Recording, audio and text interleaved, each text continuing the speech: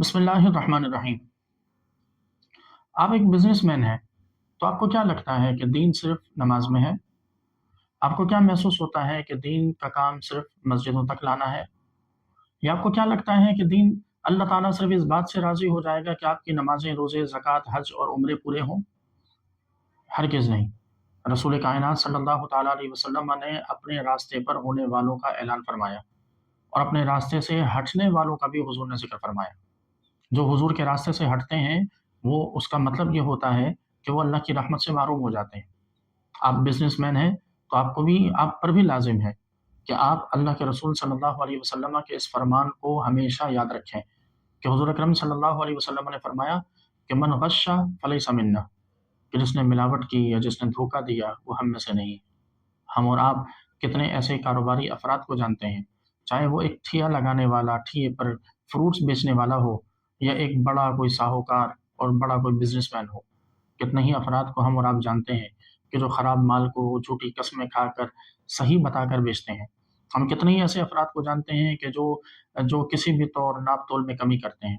हम कितने ही ऐसे लोगों को जानते हैं कि जो अपने पैमानों में, अपने तराज़ुओं में गड़बड़ करके लोगों को धोखा देते हैं।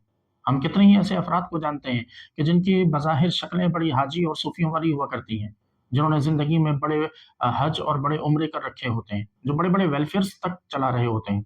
लेकिन वहीं पर वो माल कमाने के लिए, पैसा कमाने के लिए मिलावट से बाज़ नहीं आते।